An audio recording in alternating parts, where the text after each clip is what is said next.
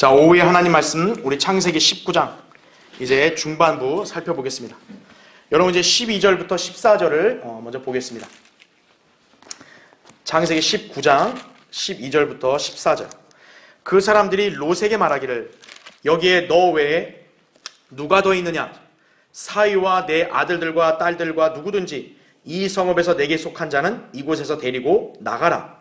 그들의 부르짖음이 주의 면전에서 매우 크므로 주께서 이곳을 멸하시려고 우리를 보내셨으니 우리가 이곳을 멸하리라 하더라. 롯이 나가서 그의 딸들과 혼인한 사위들에게 고하여 말하기를 일어나서 이곳에서 나가라. 주께서 이 성읍을 멸하시리라 하였으나 그 사위들에게는 그가 농담하는 사람같이 보였더라. 이렇게 말하고 있는 거죠. 그렇죠? 자, 점점 이 장에서 지금 분위기는 계속 고조되고 있고 지금 뭔가 위기의식을 불러일으킬 수 있는 그런 지금 분위기가 조성되고 있죠. 지금 소돔의 멸망이 계속 다가오고 있는 거예요.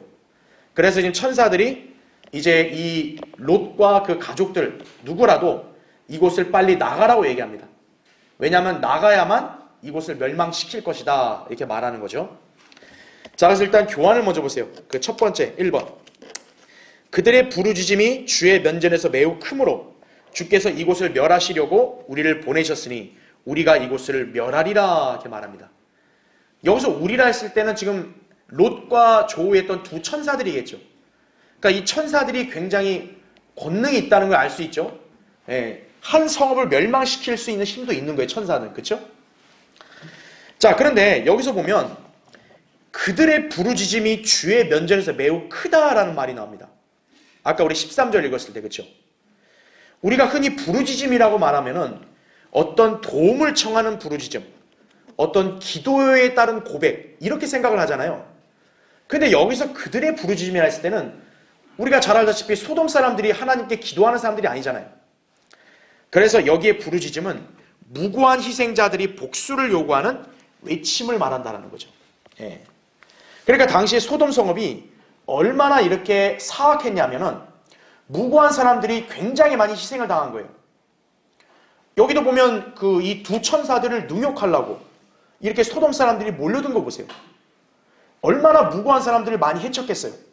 그러니까 그런 부르짖음이 주님 앞에 너무 크니까 주님께서 이제 그에 따른 진노와 복수를 행하시겠다 이제 이 말씀을 하시는 거죠. 우리가 창세기 4장에서 배울 때도 아벨이 억울하게 형한테 죽임당했잖아요. 그때 하나님이 뭐라고 말씀했죠? 네 아우의 핏소리가 땅에서부터 울부짖는다고 얘기하잖아요. 그렇죠? 네. 바로 그런 류의 부르짖음이다 보시면 됩니다. 자, 그럼 이제 밑에 2번을 보세요. 롯이 나가서 그의 딸들과 혼인한 사위들에게 고하여 말하기를 일어나서 이곳에서 나가라. 주께서 이 성읍을 멸하시리라 하였으나 그 사위들에게는 그가 어떻게 보였대요? 농담하는 사람같이 보였더라. 14절에. 네. 자, 여기서 우리는 롯이 가장으로서의 권위를 상실했음을 알 수 있는 거예요. 자, 가장의 어떤 지시는 중요하죠. 더군다나 가장이 하나님의 말씀을 전한단 말이에요. 그런데 지금 그 가족 구성원이 어떻게 보이는 거예요? 농담하는 사람처럼 보인다 이거죠. 즉 가장의 권위, 특히 하나님의 경고를 전한 일에 있어서 이거를 두려움과 경외함으로 받아들인 게 아니라 농담, 그렇게 받아들인 거죠. 그러니까 우리는 여기서 보면은 롯은 20년 동안 소돔에 있으면서 자기 가족들에게도 하나님 말씀으로서의 권위와 진리를 전한 일도 제대로 안 한 거예요. 그러니까 이 사위들이 볼 때는 이 장인의 이런 모습이 굉장히 낯선 거죠. 아니 왜 이러지? 우리 장인은 평소에 안 그랬잖아요. 이거죠. 왜 갑자기 분위기 잡고 막 갑자기 이러고 뭐 심각한 얘기를 하냐 이거죠. 아, 또 농담을 하시네 이거죠. 자, 밑에 괄호 1번 보시면 롯은 나이가 든 자로서 믿음의 본이 되어야 했고 또 가정을 잘 다스려야 했다 이거죠. 하지만 그의 사위들이 보기에는 농담하는 자처럼 보일 정도로 그의 영적 권위는 이미 심하게 실추되어 있었다 이죠.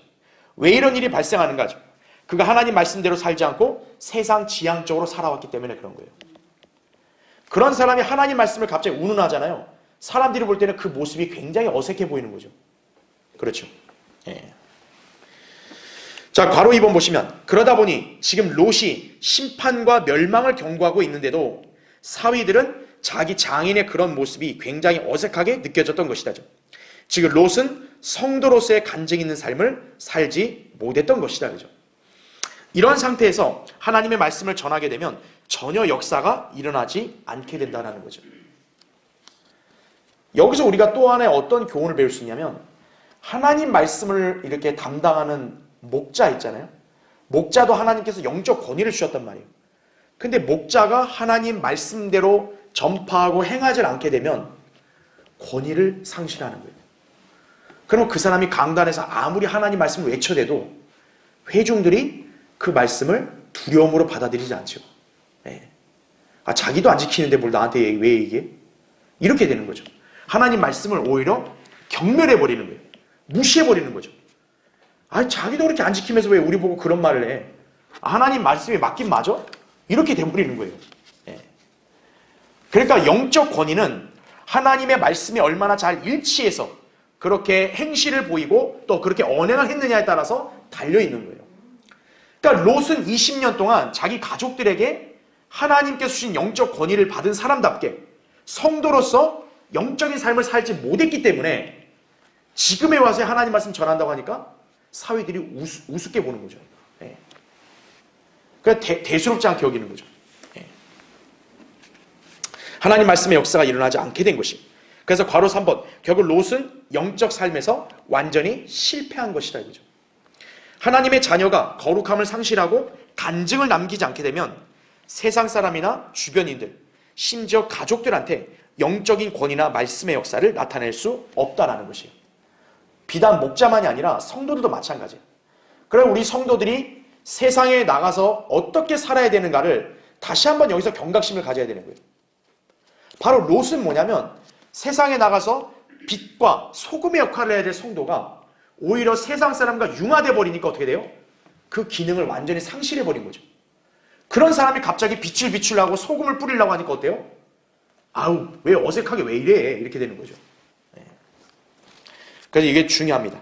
하나님의 이름과 말씀이 간증을 잃어버린 사람에 의해서 어때요? 멸시받고 모독을 당하게 되는 것이. 그걸 우리가 주의해야 합니다. 자, 그래서 괄호 4번. 따라서 그리스도인의 언행과 행실이 하나님의 말씀에 일치할 때 비로소 주님께 영광을 돌릴 수 있는 것이다 이거죠. 그래서 거기 제가 표시해놨죠. 베드로전서 4장 11절. 만일 누가 말하려거든 하나님의 말씀처럼 말하고 또 누가 섬기려거든 하나님께서 공급하시는 능력으로 하는 것처럼 하라 이거죠. 이는 모든 일에 예수 그리스도로 말미암아 하나님께서 영광을 받으시게 하려 함이니 그분께 찬양과 권세가 영원 무궁토록 있느니라. 아멘. 이렇게 된 거죠. 그러니까 여기 구절 그대로예요. 성도가 하나님의 말씀대로 말하고 하나님 말씀처럼 행해야 하나님께서 영광을 받으시는 거예요. 지금 롯은 이 자기 가족들을 통해서도 하나님께 영광을 돌리지 못하는 거예요. 참 딱한 처지죠. 그렇죠? 자, 이제 그 다음 페이지 넘어오셨죠? 이제 두 번째 주제, 소돔을 탈출한 롯의 가족입니다. 자, 그래서 거기 창세기 19장 15절 16절 보세요. 자, 이제 사위와 딸들이 롯의 말을 안 들으니까 당연히 롯을 따라 나오겠어요? 안 따라오겠어요? 안 나오죠. 시간이 없죠, 롯은. 걔도 지금 급박한 상황인 거예요. 자, 그래서 거기 15절 16절 보세요. 아침이 밝아오니 천사들이 롯을 재촉하며 말하기를 일어나서 내 아내와 여기에 있는 내 두 딸을 데리고 가라지. 그래야 내가 성읍의 죄악 속에서 소멸되지 않게 되리라 하더라지. 롯이 머뭇거리고 있을 때 그 사람들이 그의 손과 그의 아내의 손과 그의 두 딸의 손을 잡았고 주께서 그에게 자비를 베푸셔 그를 인도하여 성읍 밖에 두시니라. 이렇게 말씀하죠. 자, 밑에 이제 1번을 먼저 보세요. 천사들이 어떻게 했대요? 롯을 재촉하며. 그러니까 지금 롯은요, 참 영적 상태가 지금 많이 문제가 있는 게 뭐냐면 하나님 말씀의 심각성을 들었다면 지금 무슨 머뭇거리고 무슨 망설이고 할 필요가 없는 거예요. 빨리 얼른 나가야 되는 거예요. 근데 지금 롯은 계속 어떻게 하고 있는 거예요? 계속 민기적거리는 거예요.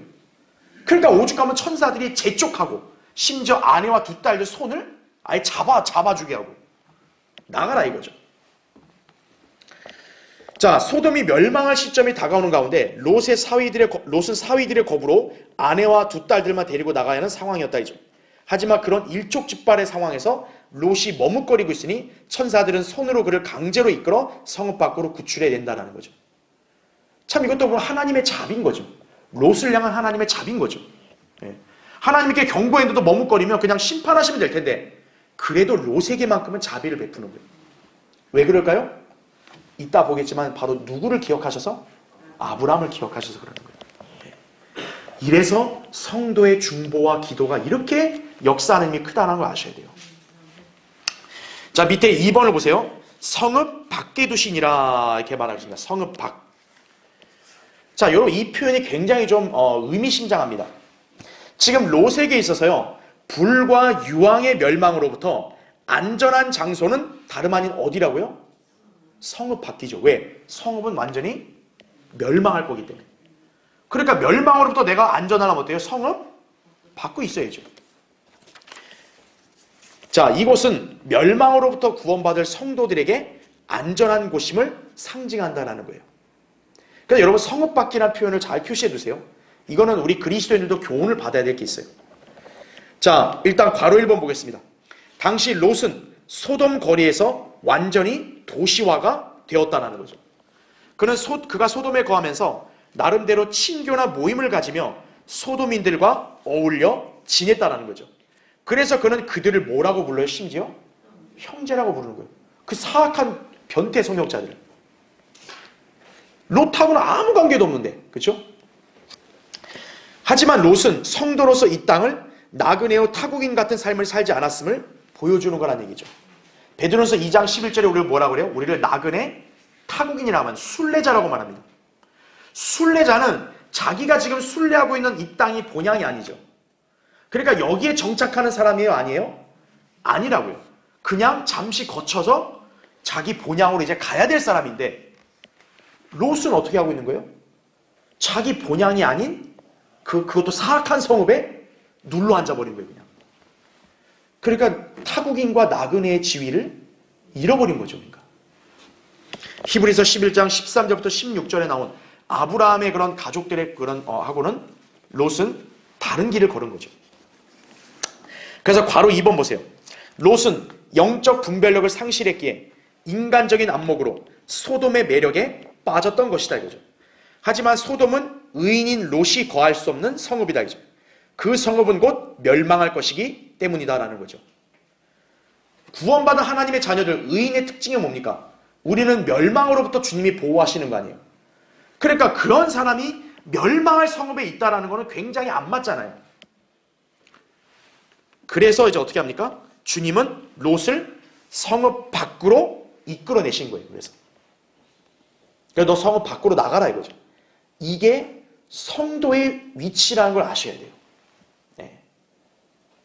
바로 성도는 멸망할 세상의 한가운데 눌러 앉아있는 게 아니라 우리도 어떻다는 거예요? 롯이 성읍 밖으로 소외됐듯이 우리도 기꺼이 세상으로부터 성별을 해야 된다는 거죠. 분리된 위치에 있어야 한다는 얘기죠.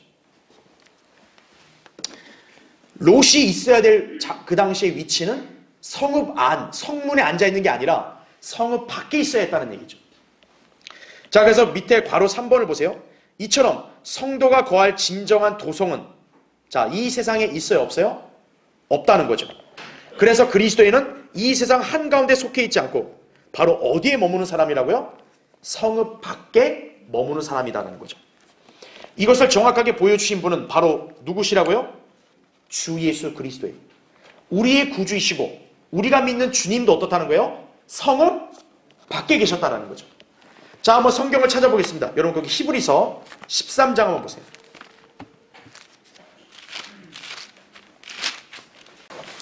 자, 히브리서 거기 13장 12절 한번 보세요. 자, 12절부터 제가 이제 13절까지 먼저 읽겠습니다. 그런즉 예수께서도 자신의 피로써 사람들을 거룩하게 하시려고 자, 어떻게 하셨다고요? 성문 밖에서 고난을 받으셨느니라 이거죠. 우리 주님이 십자가에 못 박힌 갈보리는 성읍 밖에 있는 거 아니겠어요? 우리 주님은 세상으로부터 어때요? 그런 취급을 당하신 거예요. 예. 그러니까 우리 주님은 세상으로부터 그렇게 거부당해서 그 세상에 거하지도 못하고 어떤 거예요? 저 성읍 밖으로 어떻게 보면 격리되신 거예요, 우리 주님은. 바로 우리 죄 때문에 그랬다는 거죠. 그래서 거기 13절 보세요. 그러므로 우리도 그의 수치를 짊어지고 진영 밖에 있는 그에게로 어떻게 하죠? 나아가자 이거죠. 이것이 바로 그리스도인의 자세라는 거죠. 그러니까 그리스도인도 어떻다는 겁니까? 주님도 세상으로부터 멸시당하고 거부당해서 성문 밖에서 고난을 받으셨듯이 우리도 주님과 함께 그런 수치와 고난을 피하려고 하지 말고 기꺼이 같이 가라 이걸 따르라 이거죠. 예. 그래서 우리 그리스도인들 성도들이 있어야 될 위치도 바로 성읍 밖이라는 걸 우리가 기억하셔야 한다는 얘기죠. 롯은 바로 이 진리를 알았어야 되는 거예요. 그러니까 자기는 지금 여기에 있지 말고 빨리 성읍 밖으로 갔어야 된다고요. 예. 그런데 세상에 너무 한동안 억눌리고 어울려 지낸 사람 어때요? 그렇게 하지는 못해요. 그냥 세상에 그냥 안주해 버린다고요. 예. 그런 사람은 주님을 따를 수 없는 거죠. 그렇죠. 자, 그래서 괄호 4번을 보세요. 괄호 4번. 예수 그리스도께서 이 세상에 속하지 않으셨듯이. 자, 그 다음에 그리스도인도 어떻게 해야 됩니까? 이 세상에 영원히 거할 사람이 아니다라는 거죠. 성도는 이 세상을 타국인 같고 순례자 같은 자세로 잠시 기거할 뿐이다라는 거죠. 자, 왜 그렇죠? 거기 히브리서 13장 14절 표시해놨죠? 자, 여기에는 다시 말하면 성읍이지만 우리에게는 세상이겠죠. 여기에는 우리에게 뭐가 없대요? 영구한 도성이 없는 거로 우리는 어떻게 하고 있다고요? 장차 올 도성을 찾고 있노라 이거죠. 이 세상은 우리 본향에 있는 그런 거처가 없다고요. 그래도 우리는 여기에 눌러있을 이유가 없어요. 그래서 우리는 주님과 함께 기꺼이 성읍 밖에도 갈 수 있는 거예요. 왜? 우리는 여기에 사는 사람이 아니니까. 우리는 성읍 밖에 기꺼이 있다가 이제 주님이 우리를 위해서 예비한 그 도성을 우리는 기다린다라는 거죠. 예. 그게 바로 그리스도인의 자세라는 거죠. 자, 그래서 여러분 여기서 잘 기억하셔야 될 게 성읍 밖. 자, 이게 이제 신약에서는 예수님이 성문 밖, 또 진영 바깥이다 이거죠. 예. 우리 주님은 친히 이렇게 되셨죠. 그렇죠. 예. 마찬가지로 우리 주님과 또 우리 그리스도인들도 기꺼이 어때요? 성읍 밖에 위치해야 된다는 거죠. 여기서 성읍이라는 건 제가 아까 얘기한 대로 바로 어디라 그랬죠? 이게 이제 세상을 상징한다는 거죠. 그래서 지금 이 세상 가운데는 정치, 그 다음에 종교, 사회, 교육 이런 거 다 있을 거 아니에요. 그렇죠? 그리스도인은 그러한 부분에 있어서도 성읍 안에 있어야 되는 게 아니라 바로 어디 있어야 된다고요? 성읍 밖에 있어야 된다는 거죠. 이것을 쉽게 표현하면 뭡니까? 사람들과 조화를 이루고 거기에 동화되는 게 아니라 그 사람들로부터 소외를 당해야 된다는, 격리를 당해야 된다는 얘기예요. 너하고는 같이 못 있겠다. 너 가. 이런 취급을 받을 수도 있어야 된다는 얘기예요. 왜? 우리 주님도 그렇게 되셨으니까. 그러니까 주님을 따르는 그리스도인이라면 마땅히 그러한 멸망할 세상 한가운데 있는 게 아니라 우리도 주님처럼 기꺼이 이 땅에서 수치와 모욕이로도 성읍 밖으로 나갈 수 있어야 한다는 얘기죠. 주님과 함께 그런 고난을 같이 짊어질 수 있어야 한다는 얘기죠. 왜요? 잠시뿐이죠. 이거는. 이제 앞으로 어떻게 됩니까? 이 성읍은 멸망한다고. 롯이 있는 소돔은 지금 멸망해요. 마찬가지로 우리가 거하고 있는 세상도 멸망한다고요. 근데 우리가 어떻게 멸망하는 성읍 한가운데 있을 수 있냐고요. 그래서 우리가 성읍 밖으로 기꺼이 나아가라고 성경에서 그렇게 권면하고 있는 것이. 그걸 여러분이 잘 기억해야 됩니다. 그래서 그리스도인이 거할 도성은 본향인 셋째 하늘에 있는 새 예루살렘이다. 갈라디아서 4장 26절, 계시록 21장 2절 여러분이 기억하시면 됩니다. 그래서 괄호 5번 보면 따라서 성경을 믿는 그리스도인은 사회적, 정치적, 종교적 그 밖에 모든 면에서 성문 어디에 있어야 된다고요? 바깥에 있어야 되는. 그러니까 배교한 교회들의 특징이 뭡니까? 정치 참여를 하잖아요. 그렇죠, 교회들이. 그 다음에 사회운동에 동참하잖아요. 그런 사람들이 바로 뭐예요? 성읍 안에 있는 거예요. 누구랑 같은 거예요? 롯과 똑같은 사람들인 거예요. 그 사람들이 구원을 받았다면, 구원받은 사람들이 만약에 그런 식으로 세상과 연루되고 그런 세상 속에 들어가 있으면 어떻게 되는 거예요? 롯과 같이 지금 멸망할 세상 안으로 들어가 버린 거예요, 지금. 그래서 우리 그리스도인들의 본래 위치는 뭡니까? 성읍 바깥에 있어야 된다는 얘기죠. 참된 그리스도인에게는 이 세상이 뭐와 같이 보여야 돼요? 소돔과 같이 보여야 돼요. 우리 정상적인 그리스도인의 안목으로 볼 때 여러분 소돔이 살기 좋은 곳이에요? 동성연애자들이 막 우울거리고 막 변태적인 짓을 하는 그런 자들하고 같이 있는 게 아름다워 보여요? 우리에게는 그게 혐오스러운 거죠. 근데 세상은 어때요? 소돔이 아름다운 거죠, 세상은. 지금 우리는 이 자리가 아름답지만 세상 사람들이 볼 때 어때요? 이 자리는 따분하고 지겹고 싫은 거예요. 왜 이런 데 있냐, 재미없게. 차라리 소돔에 가서 그냥 동성연애자들 같이 있어도 거기 재밌잖아. 이렇게 되는 거예요. 하지만 우리는 어때요? 거꾸로? 세상이 아무리 저런 걸 해도 우린 저게 싫어 보이는 거죠. 우리는 이 자리가 가장 좋은 거죠. 그게 성도와 세상 사람의 다른 가치관인 거예요. 그러니까 여러분은 이 세상이 뭐처럼 보여야 된다고요? 소돔처럼 보여야 되는 거예요. 그래서 그리스도인은 세상으로부터 성별하여 하늘의 본향을 바라보고 나아가야 한다는 거죠. 그게 그리스도인 자세인 거예요. 그러니까 우리 믿음의 조상인 아브라함은 이렇게 한 거예요. 근데 반면에 롯은 똑같은 의미에도 그렇게 했어요? 안 했어요? 안 했다는 거예요. 못 했다는 거죠. 그 차이점을 여러분이 유념하시면 됩니다. 자, 밑에 이제 3번을 보세요. 성경에는 소돔 사람들을 묘사하는 여러 다른 용어들이 있어요. 여러분, 소돔이 얼마나 참 이게 불결하고 혐오스러운 성읍인지 한번 보세요. 자, 소돔을 묘사하는 용어가 뭐예요? 첫째가 죄악. 아까 우리 15절 읽었잖아요. 성읍의 죄악이라고 하잖아요. 그 다음에 베드로후서 2장 6절에는 뭐라고 나와요? 불경건. 또 2장 7절에는 뭐라 나와요? 사악하다. 창세기 13장 13절에는 소돔인들을 뭐라고 불러요? 죄인들이라 부른다는 거죠. 그 다음에 에스겔 16장 47절에는 뭐라고 또 불러요? 가증한 것. 그리고 유다서 7절 8절에는 뭐라고 불러요? 더러운 꿈을 꾸는 자들. 그러니까 우리가 이 소돔을 얘기하면 그냥 동성연애만 대표적인 죄악으로 너무 부각돼서 그것만 아는데 소돔의 죄악은 거기 하나만 국한되지 않아요. 여기 유다서에 기록된 대로 꿈을 꾸는데 어떤 꿈이요?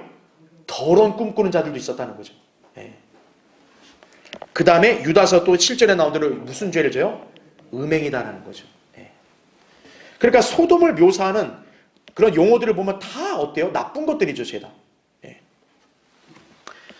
소돔이 불결하고 사악한 성읍임에도 불구하고 롯이 그곳에 거하면서 도시화가 되었다는 것은 그만큼 영적 분별력과 거룩함을 상실했다는 증거죠. 그래서 그러니까 우리가 세상을 볼 때도 어때요? 세상도 이와 똑같은 거예요. 근데 그리스도인이 그런 세상을 보고 살기 좋다. 너무 아름답다. 너무 여기는 끌린다. 이렇게 되면 어떤 거예요? 롯처럼 분별력을 잃어버린 거예요. 그렇죠. 그걸 기억해야 합니다. 자, 이제 4번 보세요. 한편 성경에는 소돔처럼 저주받은 성읍이 있는데 바로 어디요? 여리코와 큰 창녀 바빌론. 우리 계시록 17장에 보면 소위 뭐 이렇게 창녀라, 그렇죠? 그러면서 신비의 도성, 그 바빌론 얘기했잖아요. 이게 로마 카톨릭이죠. 바로 여기도 저주받은 성읍이라고 계시록 18장에 말씀하고 있죠. 그리고 오늘 우리가 보는 성읍 어디요? 소돔. 역시 저주받은 성읍이에요. 그래서 이 세 도시는요, 쉽게 말하면 짝짝꿍이에요. 자매 도시예요. 하나님께 저주받고 심판받는, 멸망하는 세트라는 거죠. 이 세 도시가 공통점. 자, 근데 더 신기한 게 뭐냐면 공교롭게도요, 이 세 도시는 맨 마지막 줄 보세요. 모두 뭐와 관련돼 있다고요? 주의 날과 관련해서 멸망하는 성읍들로 비견된다는 거예요. 그래서 그 성읍의 멸망 직전의 상황은 다음 페이지 보세요. 마치 뭐와 똑같다고요? 대환란 때 남아있는 자들의 상황과 유사하다는 거예요. 자, 한번 볼게요. 이거는 좀 설명을 드리면은, 자, 성경에서 저주받은 성읍이라 했을 때는 아까 우리가 했던 첫 번째 여리코가 있다 그랬죠? 두 번째는 우리가 본 소돔이 있다 그랬죠? 세 번째는 바빌론. 이제 이거는 요한계시록 17장에 나오는 로마 카톨릭 가리키는 거예요. 자, 이 세 성읍은요, 하나님 앞에 저주를 받아서 심판으로 멸망당합니다. 자, 여리코 멸망했죠, 분명히. 소돔도 멸망했죠. 그 다음에 큰 도성 바빌론도 이제 재림 때 직전 어떻게 하는 거예요? 그때 무너지죠. 그래서 계시록 18장에 보면 큰 도성 바빌론이 무너졌도다 막 그러잖아요. 다 무너진다고 한 번에. 자, 그런데 바로 뭐냐면 이 세 성읍의 공통점이 뭐냐면 주의 날 있죠. 주의 날이라면 대환란과 재림이죠. 그렇죠? 바로 대환란, 재림 이 직전에 멸망하는 성읍들로 비견될 수 있다는 거예요. 그러면 우리가 봐야 될 게, 자 보세요. 소돔에는 지금 멸망하기 전에 주님이 지금 롯에게 자비를 베푸시죠. 왜? 롯은 의인이니까. 지금 소돔이라는 성읍에 어쨌든 롯이라는 의인이 있으니까 하나님께서 롯 보고 빨리 어떻게 하래요? 나오라 그러죠. 네. 여기 의인에게 나오라. 자비를 베푸시죠. 그러면 의인이 나오면 어떤 거예요? 그 멸망으로부터 구원받는 거죠. 그렇죠. 자, 여리코는 어땠을까요? 여리코도 마찬가지예요. 주님께서 이제 여호수아가 이제 진군했을 때 여리코를 무너뜨릴 계획을 갖고 계실 때 여호수아가 어떻게 했냐? 정탐꾼을 보냈죠, 먼저. 그 정탐꾼이 누구에게 들어가요? 창녀 라합에게 들어가죠. 라합이 숨겨주죠. 그래서 라합하고 약속을 하죠. 라합이 약속을 요구하죠. 내가 너희들을 살려줬으니까 너희도 우리 가족 살려주라 이거예요. 그래서 여리코 때는 살 수 있는 방법이 뭐예요? 라합의 집 안으로 들어오면 되는 거예요. 왜? 라합의 집에 뭘 달아놨으니까? 주홍색 실을 달아놓은 거예요. 왜냐하면 여리코를 무너뜨리는데 라합 집까지 무너지면 안 되잖아요. 그러니까 너네 집이란 표식을 주홍색 실로 달아라 이거죠. 그래서 니네 집에 너에게 속한 사람들은 전부 다 이 주홍색 실이 달린 집 안으로 오라는 거죠. 그게 여리코의 멸망으로부터 살아날 수 있는 비결인 거죠. 마치 뭐랑 똑같아요? 소돔처럼 멸망 직전에 그곳에서 나오라는 것과 똑같은 거죠. 자, 바빌론도 어떻습니까? 계시록 18장 4절에 보면 주님이 마지막으로 경고하세요. 나의 백성들아, 그녀의 죄들의 동참자가 되지 말고 그녀에게서 뭐라고 하냐? 나오라고 얘기합니다. 바로 바빌론 때는 누구냐? 환난 성도들이겠죠. 환난 성도를 보고 역시 뭐라고 그래요? 나오라 이거죠. 이 도성으로부터 어때요? 나오라. 죄들의 동참자가 되지 말라 그런 거예요. 근데 만약 환난 성도들이 그 경고 무시하고 이 바빌론에 눌러 앉으면 어떻게 되는 거예요? 멸망하는 거죠. 의인인 롯이 만약 소돔에 그대로 머물러 있었으면 멸망하는 거죠.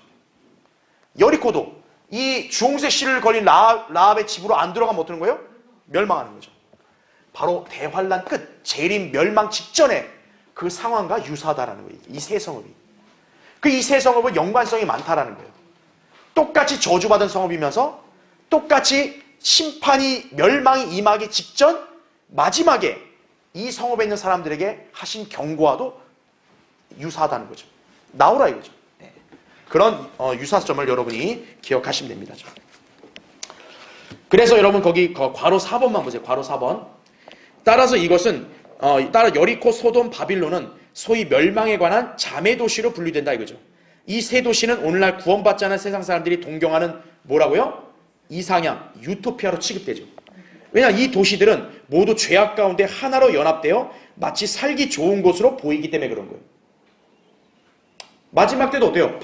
바빌론으로 많이 모이잖아요. 왜? 장사하기도 좋아, 부유해. 그러니까 가는 거죠.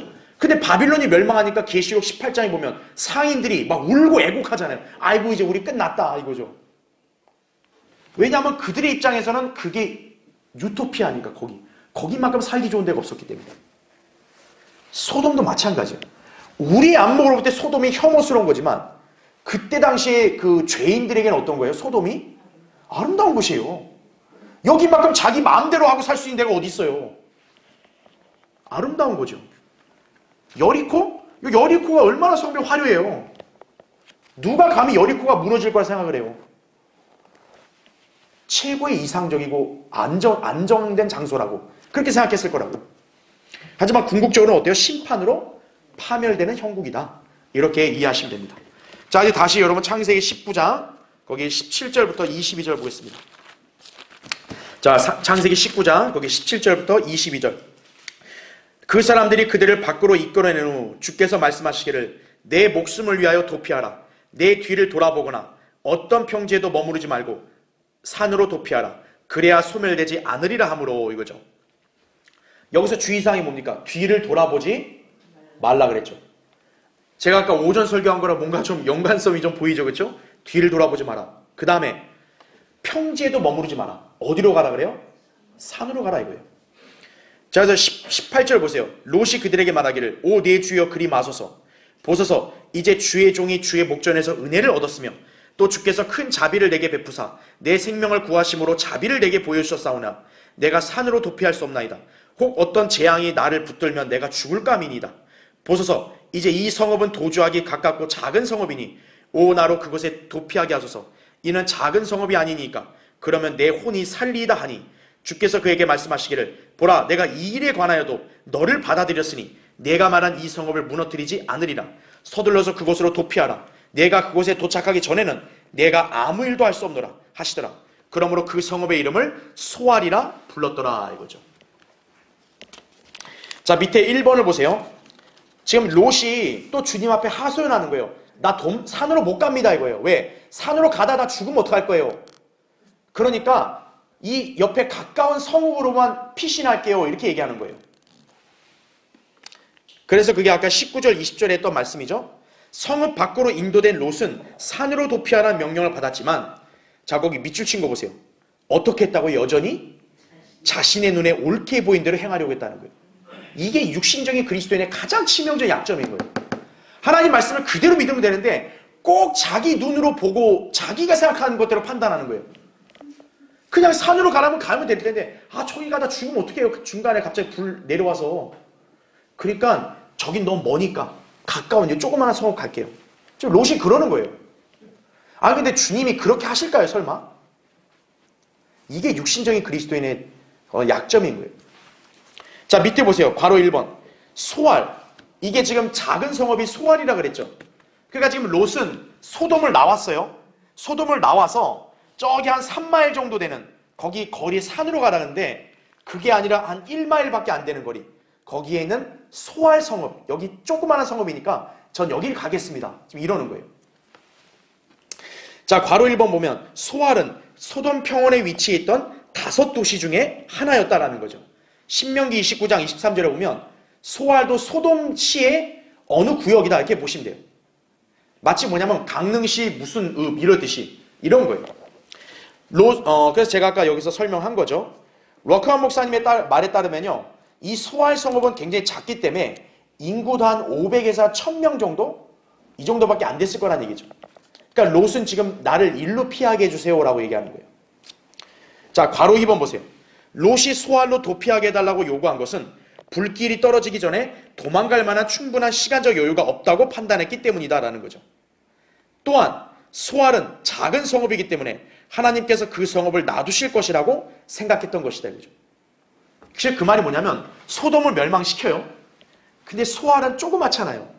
그러니까 굳이 어차피 나를 구해 주실 거면 내가 이 조그마한 성읍 가면 조그마한 성읍까지 설마 하나님 다 죽이시겠냐고. 그거죠. 쉽게 말하면. 네.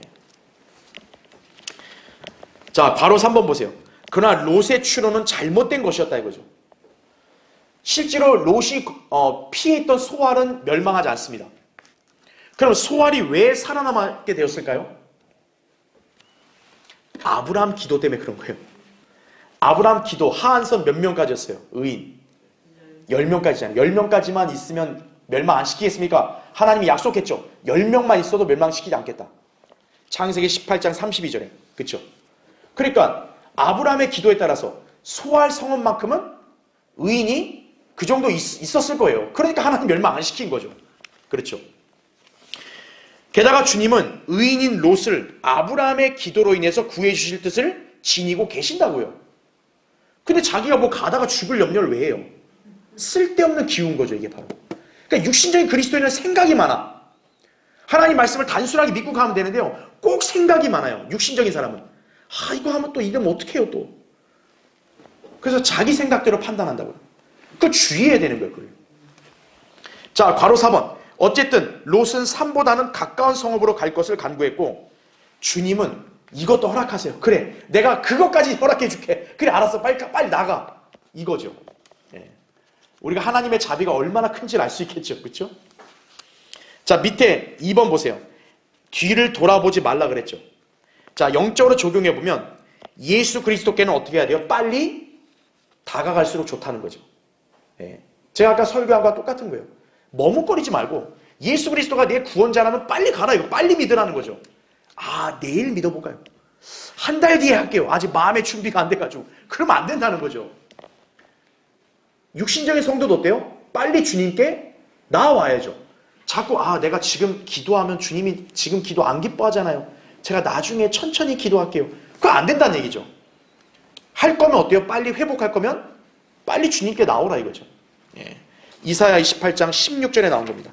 이 세상에 속한 옛것들의 미련을 두고 돌아보게 되면 구원받을 수 없다라는 거죠. 그 다음 마지막 페이지 보세요. 구원받은 사람도 진리를 따르지 않고 세상을 바라보면 주님을 따를 수가 없다는 거죠.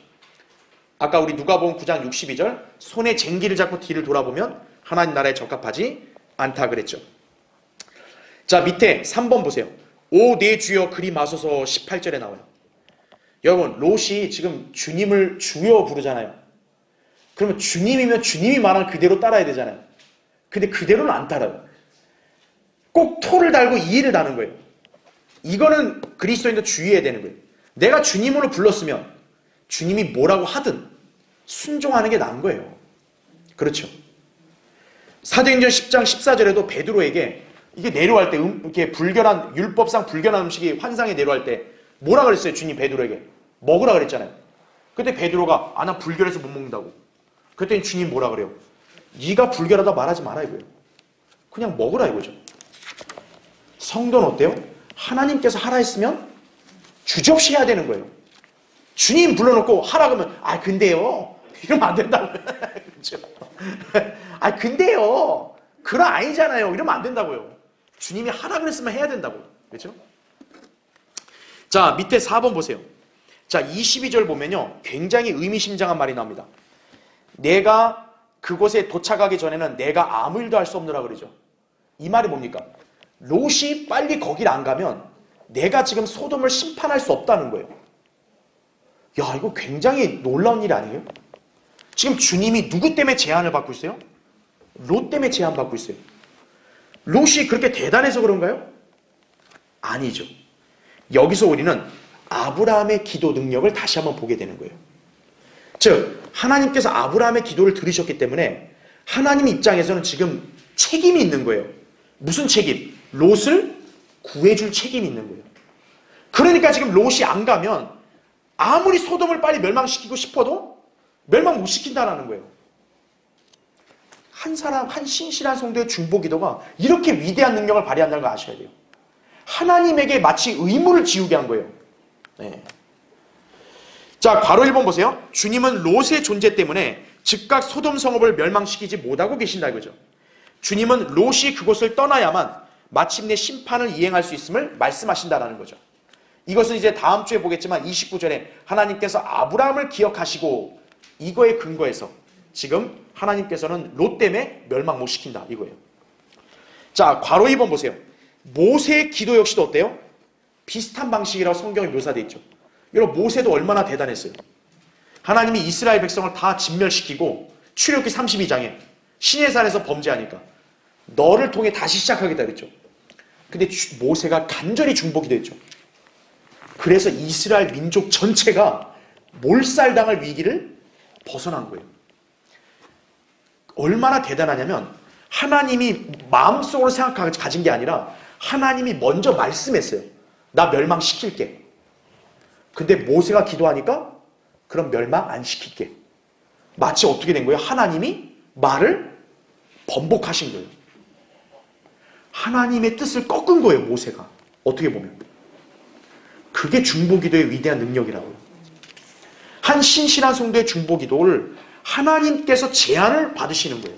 그 기도에. 그러니까 여러분은 기도를 그냥 다 막연하게 생각하면 안 된다고요. 그래서 괄호 3번. 주님께서는 신실한 성도들이 하나님의 약속에 근거하여 중보기도를 하면 주님께서 그 기도로 인해서 하시려고 할 일들을 하지 않으시기도 한다 이거죠. 이런 기도의 능력을 발휘하려면 자신이 신실한 성도로서 하나님 앞에 인정받아야 한다는 것이에요. 자, 그래서 오늘 여러분 이제 이 밑에 내용들은 제가 다음 시간에 추가로 하기로 하고, 오늘 어쨌든 여러분은 이 롯의 이 영적 상태를 보면서 다시 한번 육신적인 사람의 문제점을 알았고, 그렇죠? 그리고 왜 하나님께서 성읍 밖에 두셨냐? 우리 주님도 성문 밖에서 고난받으셨고, 성도들도 이 세상 한가운데가 아니라 우리 세상으로부터 충분히 멸시받고 분리된다는 거죠. 그러나 우리는 궁극적으로 구원을 받고 영원히 안전하다는 얘기죠. 그래서 우리의 위치는 성읍 밖이다. 이걸 기억하시면 됩니다. 자, 다음 시간에 하기로 하고요. 자, 우리 기도하고 예배를 마치겠습니다.